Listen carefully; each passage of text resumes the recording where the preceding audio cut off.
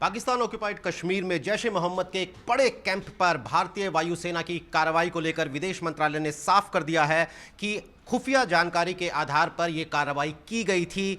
हमारी सेना को यह सूचना थी कि जैश ए मोहम्मद पुलवामा के बाद और हमले कर सकता है, इसलिए विदेश मंत्रालय की तरफ से जो एक बेहद कूटनीतिक शब्द इस्तेमाल किया गया है वो है pre emptive non military strike. यानी कि हमने भारत ने पाकिस्तान के खिलाफ किसी युद्ध का ऐलान नहीं किया है। हमें सूचना थी कि जैश ए मोहम्मद और हमले कर सकता है, इसलिए हमने बालाकोट में उनका कैंप उड़ा दिया। बिल्कुल, बहुत केयरफुल ढंग से फॉरेन सेक्रेटरी ने हमको ये बताया कि ये नॉन मिलिट्री एक्शन था, प्री एम्प्टिव था, क्योंकि हमको और फिदाइन हमलों की भारतीय शहरों में हमले कर सकते हैं इसकी जानकारी थी।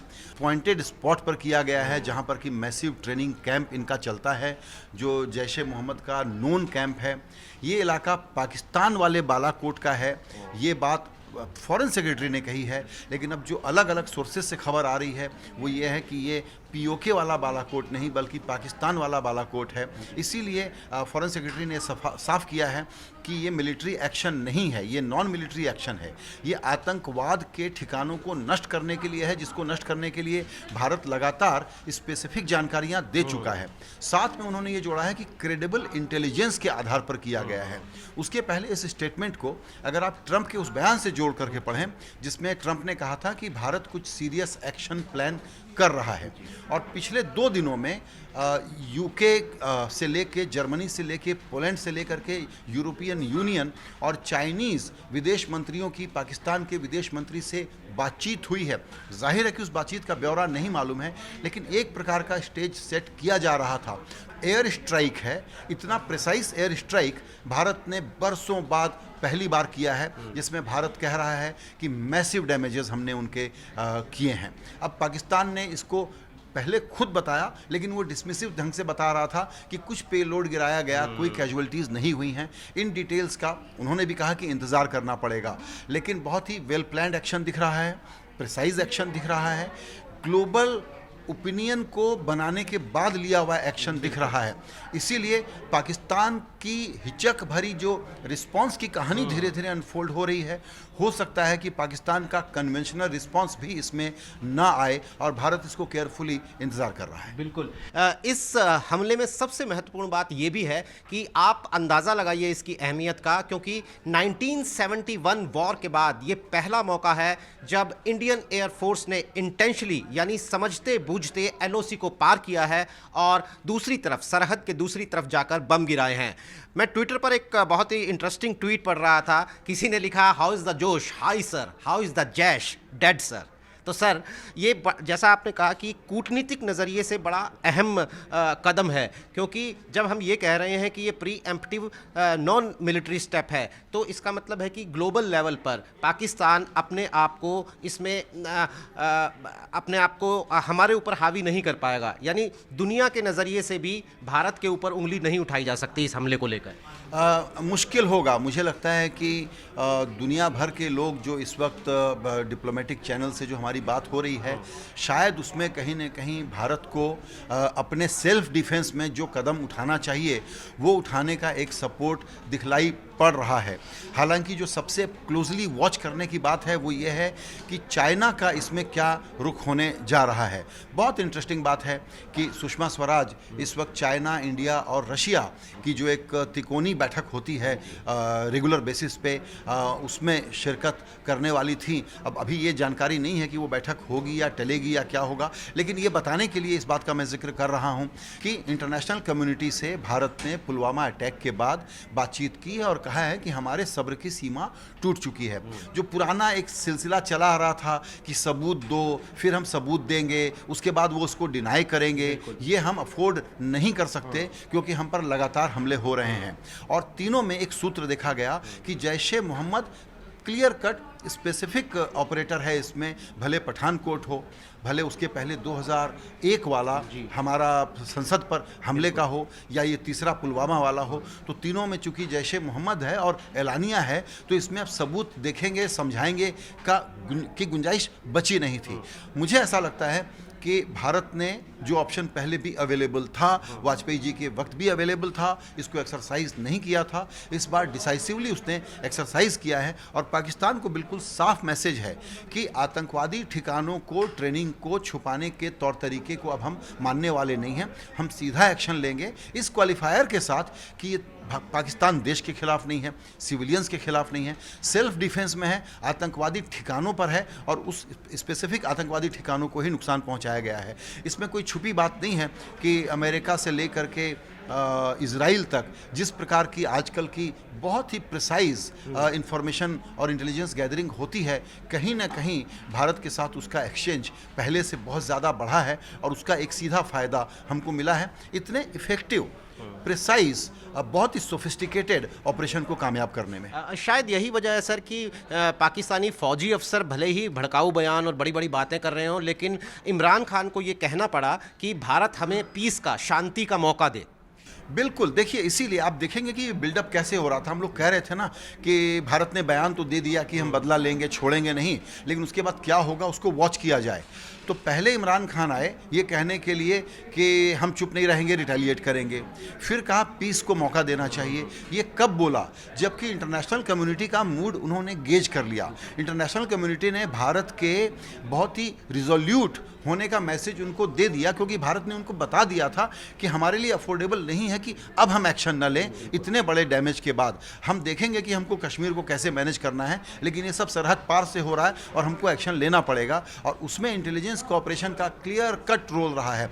तो पाकिस्तान का रिएक्शन अभी बहुत बढ़ चढ़ करके नहीं आ रहा है। ये उनके लिए कॉन्टेम्पलेशन का वक्त है और इसमें ज़रा सी भी चूक करेंगे तो उनको पता है कि भारत ने जब एयर स्ट्राइक जैसा बहुत ही बड़ा, बोल्ड और सोच समझ के ये कदम उठाया है तो उसके पीछे की इसकी तैयारी कैसे होगी।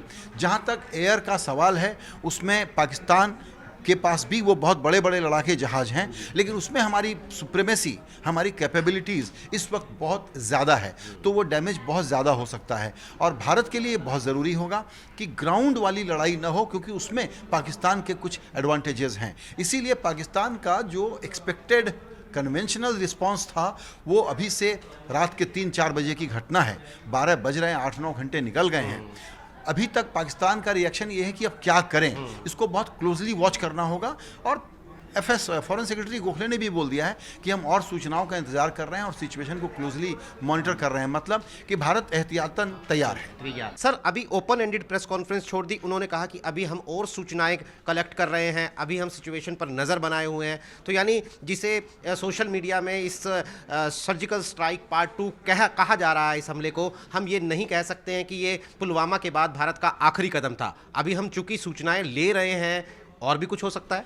नहीं, बिल्कुल, देखिए भारत का प्लान इसमें लॉजिकली बड़ा साफ रहा होगा कि पुलवामा के बाद एक मुकम्मल एक्शन तो हमको करना है, लेकिन मान लीजिए वो एक्शन हम करें और उसके बाद पाकिस्तान कोई रिटेलिएटरी एक्शन ले तो फिर हमारा एक्शन नंबर 2, 3, 4 क्या होगा।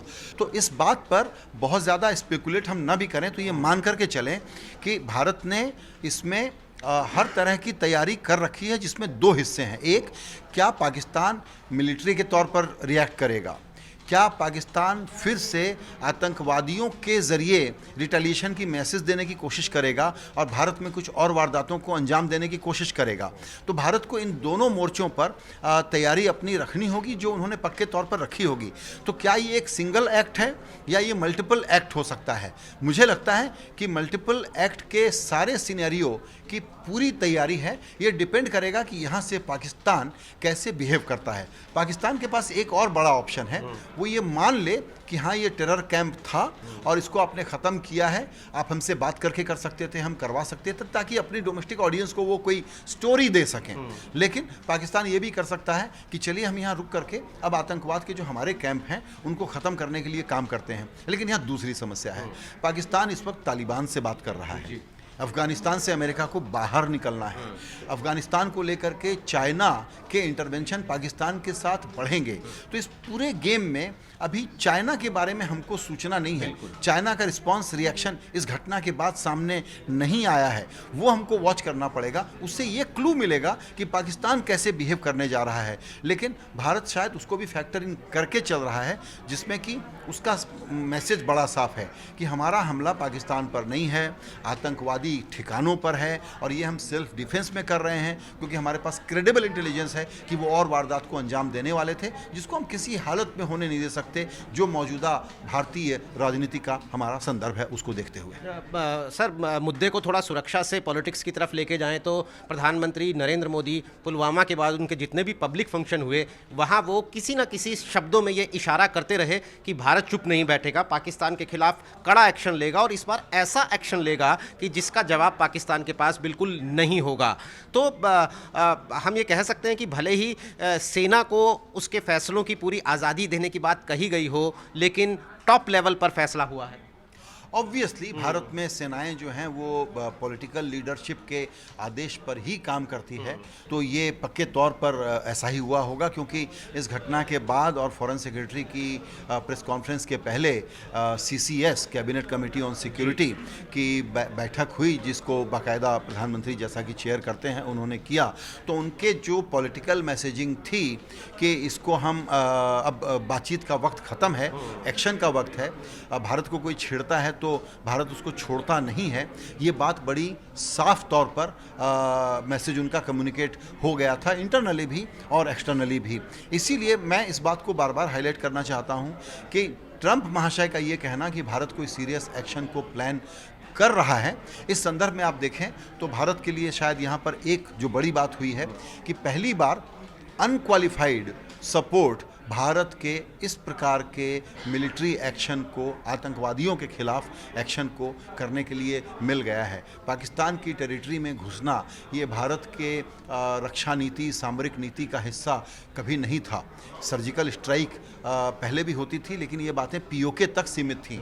ये संभवतः, जो कि राम माधव के ट्वीट से हम मान सकते हैं कि ये इन्फॉर्मेशन गलत नहीं होनी चाहिए, कि ये वो मनशेरा वाला बालाकोट है जो पाकिस्तान का हिस्सा है, खूबसूरत हिल स्टेशन है, और वहाँ के किसी पहाड़ के ऊपर अगर ये कैंप चल रहा था, जिसके बारे में जो जुड़े हुए लोग हैं जो रक्षा और सामरिक मामलों में, वो कहते हैं कि इसके बारे में आम तौर पर सब लोगों को जानकारी थी कि ये इनका एक बड़ा केंद्र है, तो उसको नष्ट करने का भारत ने अगर काम किया है तो भारत भी कन्वेंशनल तौर तरीकों से बाहर निकल करके काम कर रहा है। ये मैसेज पॉलिटिकल लेवल पर भी साफ है, डिप्लोमेटिक लेवल पर भी साफ है। जाहिर तौर पर हमारी वायुसेना का एक बहुत ही बड़ा कदम है और पाकिस्तान के लिए एक बहुत बड़ा सबक भी है। लेकिन सर, आखिरी बात, इस सच से इनकार नहीं कर सकते हैं कि 60 दिन के बाद हमारे देश में लोकसभा चुनाव होने जा रहे हैं, तो चुनावी प्रचार पर, रैलियों पर भी आप इस पूरे माहौल का असर देखते हैं? बिल्कुल होगा। बीजेपी पूरी कोशिश करेगी कि कर चले हम फिदा जानो तन साथियों वाले माहौल में ही पॉलिटिकल विमर्श चले। जाहिर है कि वॉर एक अजीब से मिलिट्री, युद्ध, फौज, सीमा, पाकिस्तान, आतंकवाद एक अलग प्रकार की भावनाएं जनरेट करता है, नो डाउट अबाउट दैट। लेकिन भारत का साइलेंट गरीब मतदाता एक होलिस्टिक अप्रोच को साथ में लेते हुए वोट करने के फैसले करता है। आप अगर कहेंगे कि क्या ये एक कमेंट्री डोमिनेट कर जाएगी पॉलिटिकल डिसीजन मेकिंग पर of an average Indian voter, मैं शायद इस बात से सहमत नहीं होऊंगा, क्योंकि उसका जो फैसला होता है वो एक ओवरऑल पर्सपेक्टिव में होता है। वो बातें हमको दिखलाई नहीं पड़ती, हम उसको लेबलिंग करते हैं कि ये जात के आधार पर चुनाव था, या ये धर्म के आधार पर चुनाव का जनादेश आया, या ये राष्ट्रवाद के आधार पर आया। लेकिन हिंदुस्तानी वोटर बहुत ही अक्लमंद वोटर होता है। वो ये कमेंट्री पॉलिटिकल पार्टियों की प्रोपेगेंडा की हो सकती है, मीडिया नैरेटिव की हो सकती है, उसका जो जनादेश होता है वो मिक्स ऑफ ऑल होता है। उसका एग्रीगेट क्या होगा ये एक अलग डिबेट का मसला है। बिल्कुल। तो अपने वायुसेना पायलट्स को सलाम के साथ ये बात पता नहीं क्यों बार बार याद आ ही जाती है। किसी शायर ने कहा था कि सरहद पर तनाव है, लगता है फिर चुनाव है। तो इस हमले से जुड़ी तमाम बातें, तमाम एनालिसिस, खास रिपोर्ट्स आपको मिलेंगी क्विंट हिंदी पर। आप लगातार हमारे साथ बने रहिए और हमारी इन चर्चाओं का हिस्सा बनते रहिए। इसके अलावा अगर आपके कोई सवाल हैं तो कमेंट्स में उन सवालों को पूछिए, हम अपनी अगली चैट में उन सवालों के जवाब देंगे।